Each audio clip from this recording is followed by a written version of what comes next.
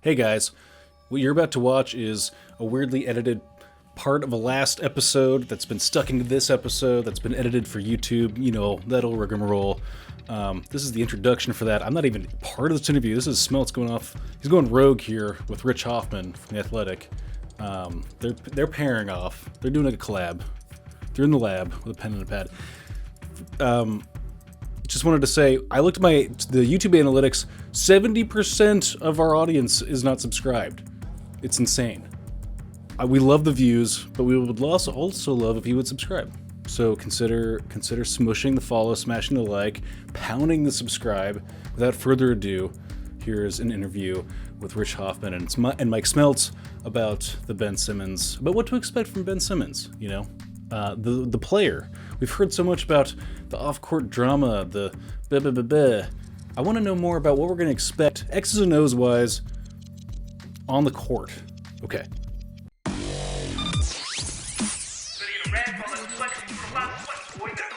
All right, joining me now is Rich Hofmann. Rich covers the 76ers for The Athletic. We were joking about this is your second podcast today, but obviously it's been a busy, many, many weeks for you. Pretty much since the start of the season, you've been talking about, hey, where's Ben Simmons going to go? And now you know. How do you feel that you're done all the drama, that it's over? Yes, I would say from a personal standpoint, Mike, I feel pretty good that the Ben Simmons saga is over. I mean, it's that there was a decent amount of this for me. I know Sixers fans are excited to get James Harden. For me, the fact that it's just over in general, that's a non-trivial amount of my feeling on this. So yeah, it was just such a strange situation. And honestly, like the fact that this is over in the middle of this season, we don't have to worry about like, what are they going to do this summer? Yeah, that's personally, that's a good thing for me, I would say. Why do you think it happened? I mean, I have a good idea of why it happened now. It seems like James Harden pretty clearly put out the blinkers and said, hey, I don't want to be here anymore, here being Brooklyn. Are you surprised that it did happen at the deadline? It didn't wait until the offseason? Because it's a dramatic change to say we're bringing in Harden and we're getting rid of, more importantly, Seth Curry in this moment. Are you surprised that it happened in season? I'm surprised. I would say like in the last week or so, I wouldn't have been as surprised just because the noise became overwhelming. But yeah, I mean, even when Harden was linked to the Sixers before then, you just thought like, well, why are the Nets going to do that right now? They have this big three that realistically probably would have won the championship last year if they all had stayed healthy. And, they can't get these guys on the floor. I think from the Sixers standpoint, I think they were comfortable doing it in the offseason, and they were part of whatever leverage they had was to say they were comfortable in doing it in the offseason. They wanted to do this now. I mean, just from the standpoint of not having to move Tobias Harris and do like 4 or 5 different transactions to maybe even open up the cap space for James Harden, and just like the rest of the season for the Sixers, it would have stunk. Like, they would have had no chance in the playoffs. None. Like, I know Joel Embiid is playing at such a crazy level. He has a chance to win MVP, I think, and deservedly so. They didn't have enough. If Ben Simmons wasn't going to play for them the rest of the year, the playoffs would have been, they would have been a team that maybe they would have won a round if they had a good matchup, but it would have stunk because you knew there was a ceiling on it. I'm not saying they're title contenders now, but they actually have a chance now. So I think from their standpoint, getting Harden in, having the ability to kind of see what it looks like with Embiid for a little while, and maybe next year fit the pieces around them a little bit better. I think there was a lot of they wanted to get this done internally right now. This is way off topic, and I apologize. But the 76ers need shooting. Like, they need shooting, and now they also need a backup big. There's a famous podcaster and ESPN commentator who used to play in Philly.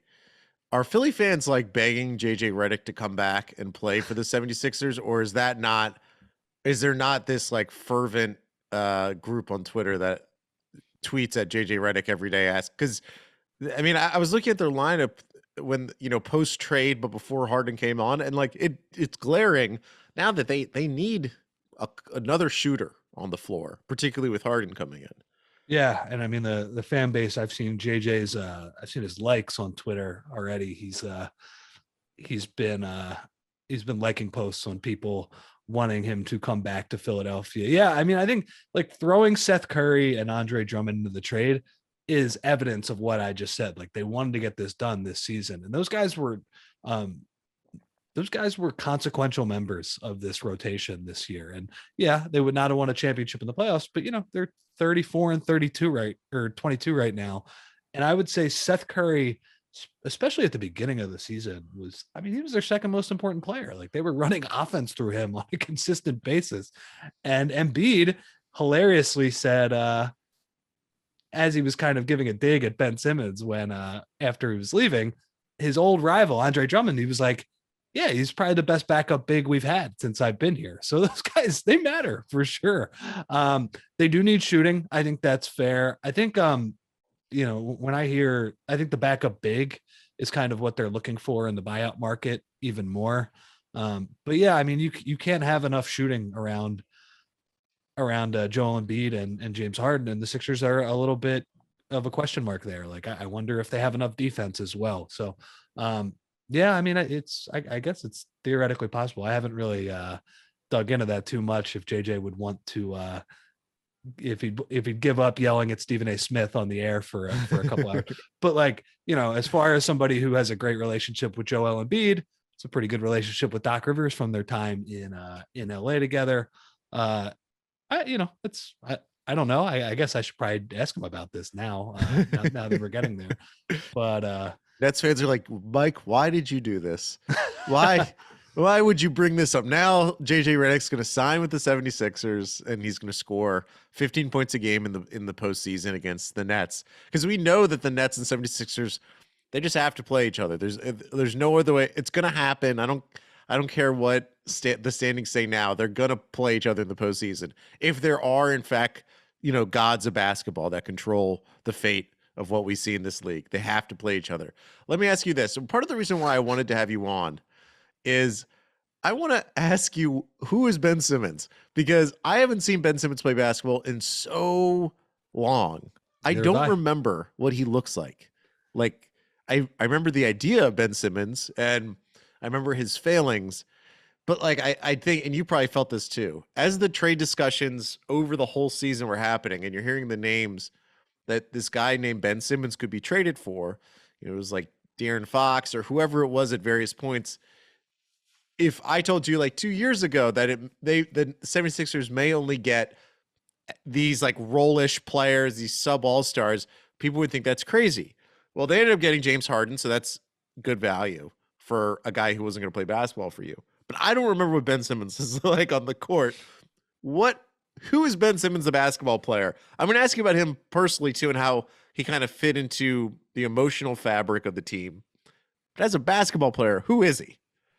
I mean, it would take a long time to accurately describe it. I mean, he's a guy with tremendous strengths and pretty big weaknesses, too, that make building around him a little bit more of a challenge than it usually is for somebody who is as talented as him. He's I think so one thing about this Sixers team this year is that even as they continued to win at a pretty good pace, I do think like when they played poorly, when they lost, even when they won, you could see the Ben Simmons size hole on the roster that basically Embiid had to make up by himself. Like he had to just completely go to another level for a lot of the season. I mean, I don't have the numbers in front of me right now. The Sixers, they went from a good rebounding team to an absolutely horrible one, just like that. And I think Ben Simmons was a huge part of it because a lot of the same there's a lot of the same pieces that were here last year. I mean, they put George Niang in for Mike Scott, which is the same player for the most part. And then they brought in Andre Drummond over Dwight Howard, who's probably an upgrade as far as a rebounder is concerned. They just became so small and pretty unathletic on the perimeter. So like for whatever faults you would think that Ben Simmons has, he's an amazing rebounder from the point guard position. He has a degree of defensive versatility that, like, I watched them play against DeMar DeRozan over the weekend. They won the game because Embiid scored 1,000,000 points.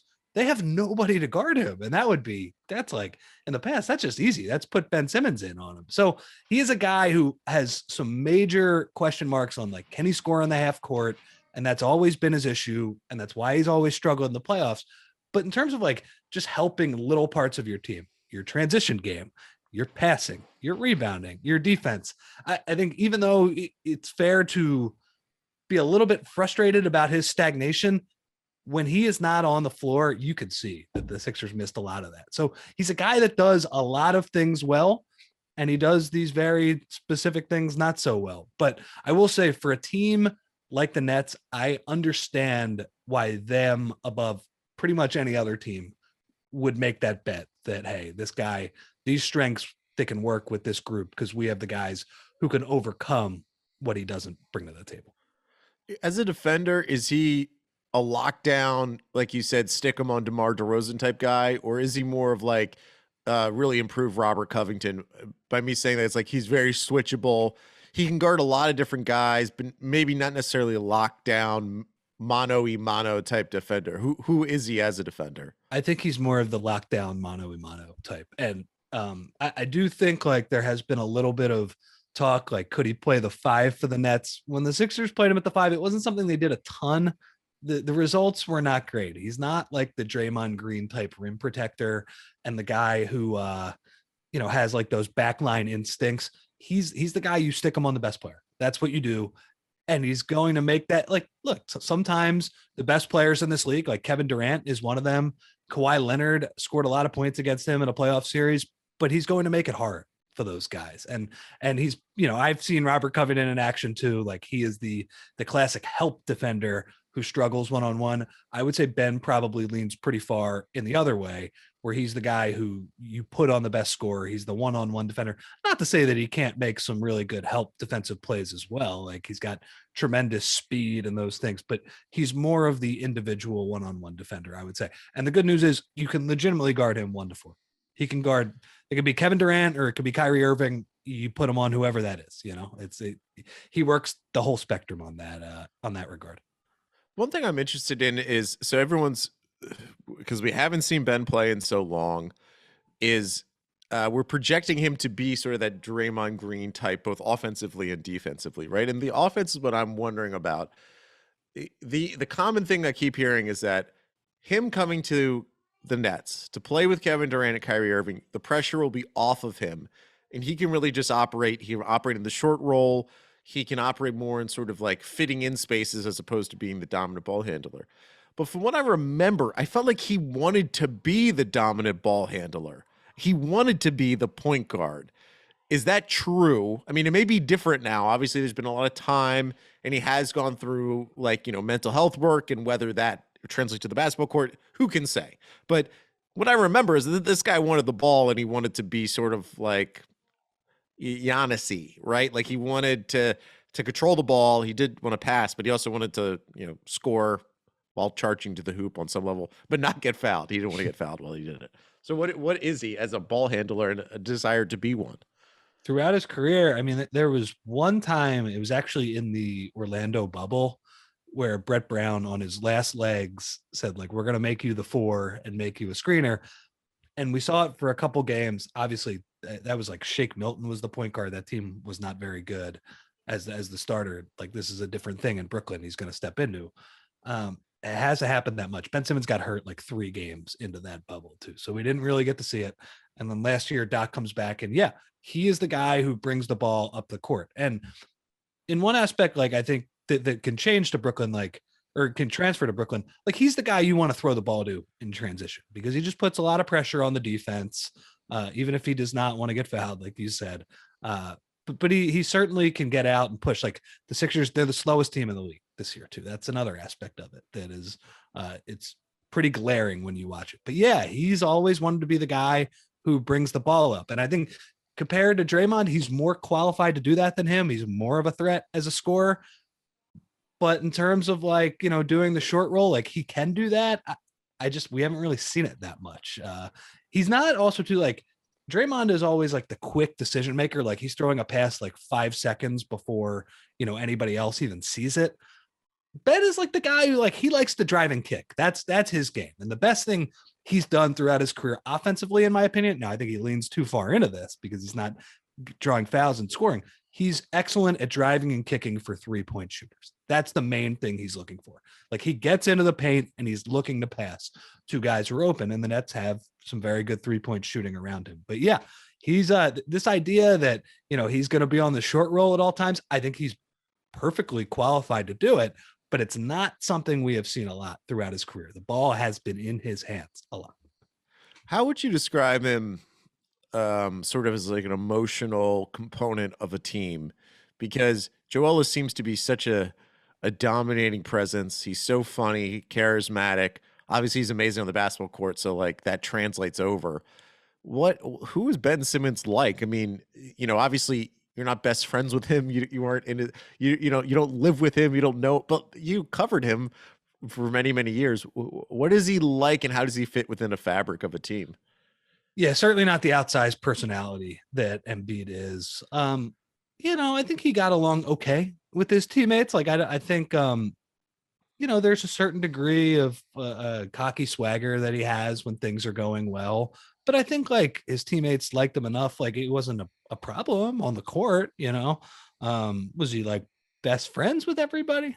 I'm not sure about that. It seemed like he kind of had his own crew in Philly. And yeah, I mean, the personality is like he's despite the fact that he's really exciting as a player when things are going well and he's dunking and he's the fastest guy in the open court, he's he's kind of pretty even keel when he's off the floor. So, I don't, here's the one thing that I do think, like, as much as Joel has kind of been trashing him, I think that's mostly because he's not playing this season. Like, I think those two were not best friends, but I thought they developed a workable enough relationship if Ben had made the necessary improvements, or just the team made the necessary improvements to become like championship level. I think it was an on-court issue for Ben that kind of derailed that partnership. So, how does he fit in with Kyrie Irving and Kevin Durant?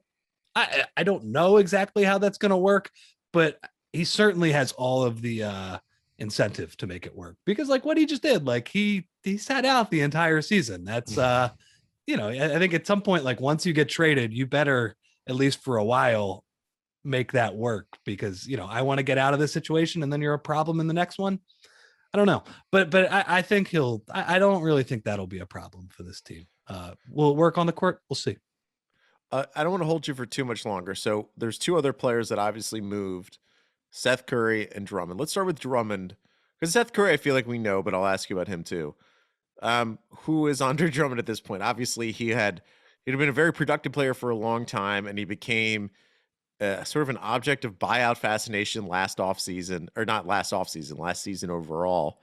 And then he goes to Philly. He plays well as a backup, but who is he as a basketball player now in his career? He's had for the NBA nerds, he's had kind of an interesting year to me, just because he has been somebody who's had this huge role on losing basketball teams for such a long time. He's like the classic good stats, bad team guy. And, he had that buyout experience with the Lakers to the point where he signed a minimum contract with the Sixers this year. And I was kind of wondering, like, how's he going to handle this role? Because he's qualified enough to be one of the 30 starting centers in the NBA. I think most people would agree with that. And I thought he handled it pretty well. Like, he's not a perfect player by any means. I thought he struggled a little bit earlier this year when Embiid was out with COVID for about 3 weeks and the Sixers got lit up defensively. But I thought he did his job pretty well. Like, you saw him over the last couple of weeks. Like, first off, he's a little bit better defensively than I thought. He's got like good hands in the pick and roll and drop coverage. He's pretty active when that happens. He's obviously a killer offensive and defensive rebounder. Now, will he throw he's a pretty good passer too, but it's pretty funny. He throws the occasional Jokic pass where he thinks he's like this unbelievable player, and he'll just make you laugh because it's like, man, that was just a comical level turnover, but legitimately does have good vision. Like, I think within a scheme like the Nets, like he'll keep the ball moving to Kevin Durant and Kyrie Irving. and he's also a pretty good role guy as well. So I think in Drummond, I know the Nets were hurting a little bit for a front court player, and he was a late addition. He was kind of a compromise, it seems like, in between Matisse Thybulle and these picks. So they were like, all right, well, give us Drummond because we need him on the front line. I think he was the best backup center the Sixers had during that Embiid era. And I don't know if he can play on the court with Ben Simmons at the same time just because of their spacing issues, but he's going to help the Nets. Like I'd imagine he'll play like 20 minutes a game for them and help them. For Seth Curry, we know he's shooting, one of the best shooters in the league. What is he like on the defensive end, and what is he like as a ball handler distributor? So the ball handling thing was what was so enjoyable about his season this year, because when the Sixers acquired him, I just thought, man, great outside shooter. He'll help their spacing. And he did. Like, he was kind of a perfect player to put around Ben and Joel when they played last year. So this year, Ben's not there. So that's like a decent amount of your playmaking, your initiation is gone. I'm telling you, man, they ran this little side pick and roll with Embiid and Curry. And we mentioned Redick earlier. Embiid had great chemistry with him earlier on in this like dribble handoff play that was this thing.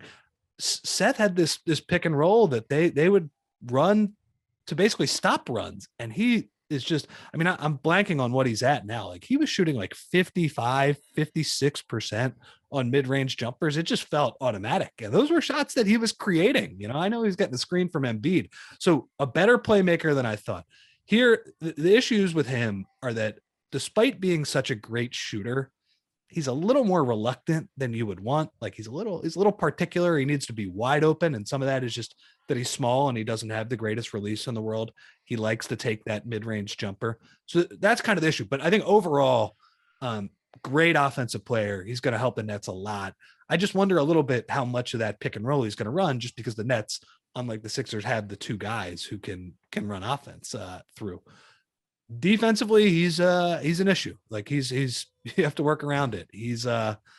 I know the Sixers probably aren't getting that much better with James Harden, but I don't think they're getting that much worse either. He's a smaller, slower defender, and I think sometimes, he struggles with like switching and some of the mental aspects when it comes to processing on defense, the scheme. Like, it's funny, the playoff series last year against the Hawks, when Ben Simmons completely melted down, Seth Curry he was on a heater like I've never seen. Like, he was making like 4 or 5 threes a night. He was unbelievable.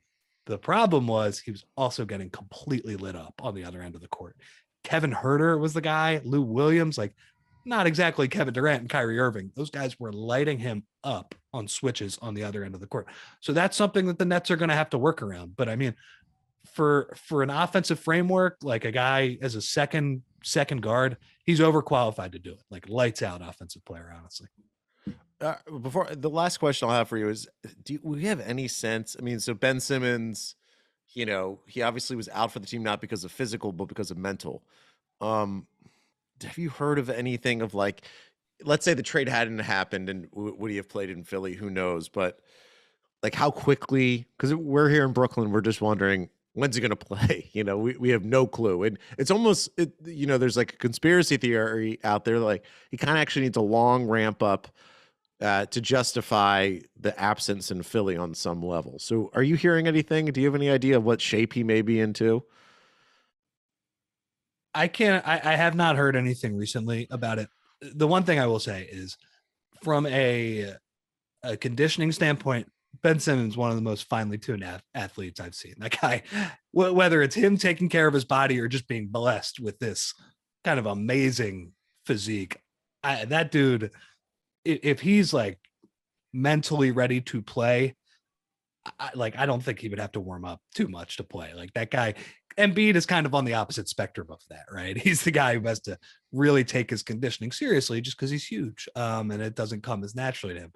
Ben Simmons, like, that's like roll the ball out there. That guy's going to be going 100 miles an hour. I do think like there probably is something to the ramp up period from a mental standpoint. And look, the last time we watched this guy play, it was one of the most painful series I've ever watched. It was, for somebody who I think a lot of his issues are frankly his fault, like, for just not getting better, it was still hard to watch. Like, it was still not like a pleasant thing to see. This was greater than whatever issues he's had. He was clearly working through something. So I think that's probably going to be it, and how he integrates the team. I always wonder too, like, after sitting out for this long year, wherever you get traded, I didn't know if it was going to be Brooklyn, maybe it was going to be Sacramento. Like, they got TV cameras there too. They got a lot of scrutiny that's going to be placed on you. And he got placed on a team that has legitimate championship aspirations. So that's more why I think the absence is here. And if he can work through it, but yeah, certainly been a long layoff for him. Well, I mean, obviously I think it's March 10th. Is it at Philly? It is at Philly. Yeah. I can't imagine even if Ben Simmons is back, he's not playing in that game. There's almost no chance, unless if Ben Simmons for some reason says, I would want to be subjected to that. I mean, we've seen, everyone remembers KD back to OKC, LeBron back to Cleveland. Philly fans, my brother is a massive Philly sports fan. They are a different breed, as you know, and it would just, I can't imagine it, but the drama would be through the roof if they in fact did play against you. If he decided to play at Philly for that game, that would be something. I agree with you that I'm not sure it will happen. It's been a matter of great speculation, I would say, among, Philadelphia media. Like, do you think he would actually do it if he was ramped up? And like, you would think he'd be ramped up by that point. Like, we're talking about a month from now at this point. Oh, yeah. So, or would it be hey, like, my back's hurting me a little bit or something like that? And you're right. Like, it's only one game. If he has to play a playoff series, well, then there's no choice. Yeah, that's going to be a circus if that happens, though. And I mean, it's going to be a circus from a media standpoint, but I also think too, like, unfortunately, like, it's going to be one of the ugliest reactions a player has ever gotten. I love my city. We take things pretty seriously. Just come out in a Santa Claus outfit and just get ready. Yeah. I mean, it's going to be rough. It won't be good, but I there's also like that calculation of like, where will the standings be at that point? Like, cause it's almost like, if there's a chance that the Nets do play the 76ers in the playoffs, because we won't really know, obviously we don't know what's going to happen. You almost have to get it over with when the game doesn't matter as much. It's so complicated, and I would understand why he wouldn't want to play. And that was a question we were thinking of, like, with the idea of, would he have come back to Philadelphia, and played? Like, I don't think he ever was going to play for the Sixers again, but I really think, like, the idea of, like, he doesn't want to face that crowd, and he's going to have to eventually, or, I mean, they just traded within the division. So you play 2 times a year here, regardless of whether it's a playoff series or not. Yeah. Well, I mean, it's going to be crazy. If the Nets did play the 76ers, Barclays, this is a Nets podcast, but it's not uncommon for opposing fans to invade the arena. And it's quite easy to get from Philly to Brooklyn. I've done it. It's going to be a wild. If that were we kind of need that playoff series. It'd be so exciting to see. It would be funny if the NBA, after these kind of 2 sagas that, in my opinion, are not great for the league, players that don't want to play for their teams, if they were rewarded with that level of drama, that level of theater for a playoff series. And it could be an amazing basketball series too, on top of all the circus as well. Look, it's possible. It's certainly on my radar. So those games would not be on NBA TV. Those would be bumped up. I'll tell you what. We were saying that's the 8:00 ABC or the 3:30 ABC on Saturday. Maybe Sunday. pay-per-view. They may just flip it over to a streaming model just for that series and say, hey, it's $45 for the series. Let's make some money here. And you'd have to pay, because you would just have to see what the human reaction is. And again, the basketball, it would be a hell of an experiment. Mike, let me ask you one question. I know, just because we're on this Nets pod here. Yes. As somebody who follows them a little closer than I do, Mm-hmm. do you think Harden would get a similar reaction in Barclays? No, because the fan base it's not the same at all. People would yell and they would scream, but they would get over it pretty quickly. I mean, trust me, people are fed up with Harden. Like the last image we have of James Harden as a Brooklyn Net was the Sacramento Kings game where he scored 4 points, had as many turnovers, if not more turnovers than that. Yikes. I mean, his defense was at the level of when Harden didn't realize Twitter existed and he played defense in the NBA, and then someone told him like, hey, when he was in Houston, you need to play defense because people online are making fun of the way you play. It was that bad. But the thing, it's just a different fan base. And ultimately, if let's say he does play in Brooklyn, like there's going to be a 30% to 40% Sixers fans, if not more anyways. So they'll be drowning out the Nets fans. And, but he is not beloved.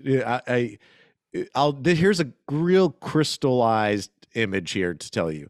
I had tweeted out that James Harden makes me miss Darren Williams, and about 1,000 people like that. Now, Darren Williams is about as reviled as a star who came to a team can be without having really done anything bad. Like he was okay, he took them to the playoffs, but he was always grumpy. He always complained about injuries, and he never lived up in the moment. But Darren Williams is now more beloved than James Harden. James Harden is not everyone's favorite, but the reaction is just going to be, it's not going to be the same thing. So no, that's what I thought too, but I just wanted to make sure. Yeah, absolutely. Well, Rich, you can read Rich at The Athletic. Go on his Twitter, click on any of the stories that he's written, get him those subscribers numbers. You also Sixers Beat podcast as well with Derek Bodner. Rich, I so appreciate it. If that playoff series happens, we're going to be talking much more because, gosh, that'd be so exciting. Let's hope it happens, Mike. I think we're all rooting for it.